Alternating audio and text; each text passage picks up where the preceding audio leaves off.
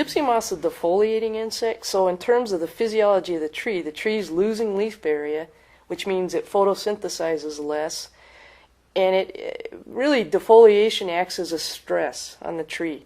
If you have a tree that's reasonably healthy, it can lose all the leaves early in the summer, and it will respond by producing a second set of buds. They come out about 3 weeks after the defoliation is over and the tree gets through the winter. The problem is that when they have to tap into their stored energy to produce that second set of buds, that's a stress on them. They go through a number of weeks where they're not photosynthesizing because there's no leaves out there. That's a stress on them.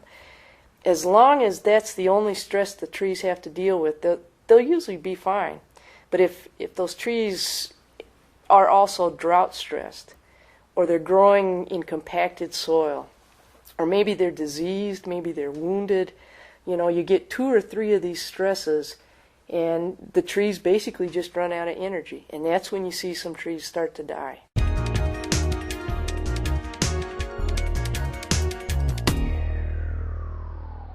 Well, it's the caterpillars. The caterpillars do all the feeding, and in any given location, a caterpillar will get from the point of egg hatch to the point where it's finished its feeding and it's going to pupate. It takes that individual caterpillar about 6 weeks to do that. Little caterpillars just eat little bitty pieces of leaf, and even when they get a little bigger, they eat little holes in the leaf. And they actually figured that during the last stage of the caterpillar's life, if you want to think of it that way, about that last 7 to 10 days, that's when it eats 75% of all the foliage that it's going to eat. And those are big caterpillars, and they take big chunks of leaves.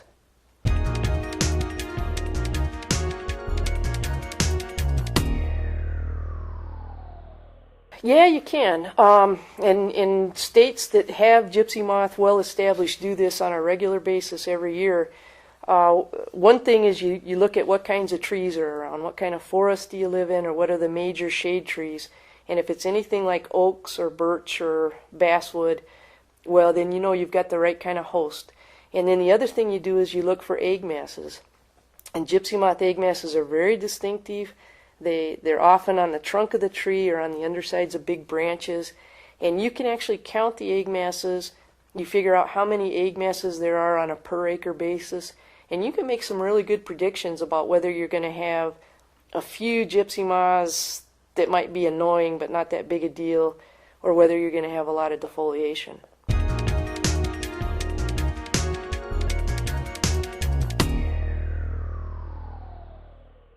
It depends. It depends on how healthy the mama gypsy moth is that lays that egg mass. If you have a vigorous, robust female moth, she'll lay an egg mass that's 2 or 3 inches long, and there may be 1,000, 1,200 eggs in that egg mass, and chances are most of those eggs will hatch the following year.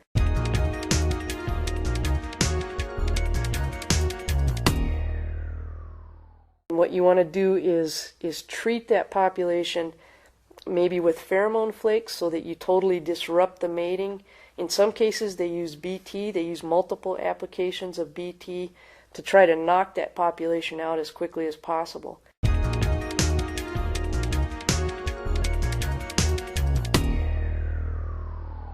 The grids of pheromone traps that are deployed are what lead us to where the reproducing populations are.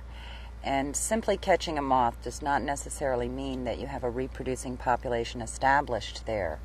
And in fact, the way gypsy moth spreads, oftentimes there'll be a founding population that just isn't large enough to survive over time.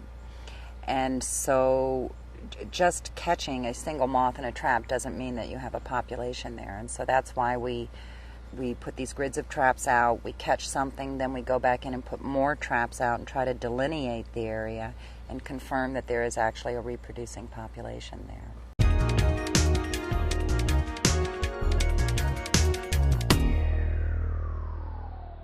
Now it's all done on a GIS system, so actually just give us that information via computer now. Then we can take that information and put it on an airplane, and it comes up on a moving map screen, a laptop computer screen, in color in the airplane, so we can see where the airplane is, where the block is that we're going to treat, and as we enter the block, and it gives us direction back and forth on that block while we're actually in it. The GPS accuracy is plus or minus 3 feet. It updates 12 times a second. They're monitoring about 12 satellites. It's not your basic car GPS system.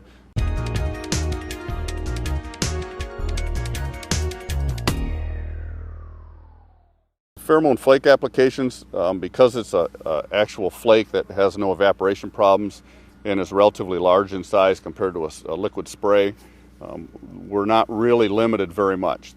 We do mix it with the glue so it'll stick to the trees, so they'd like it to be dry foliage or at least not raining while we put it on.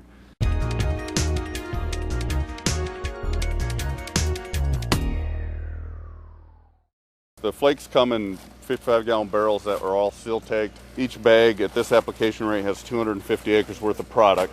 So we count out the bags, and then they'll take those barrels to the other side while he goes ahead and loads those flakes in the gravity box in the hopper that actually holds the flakes.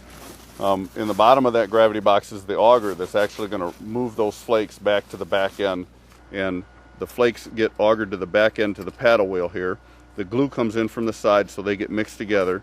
You end up with this combination of glue and flake slurry here, and making sure that the actual application is individual flakes with a little bit of glue on each flake so they'll stick to the trees.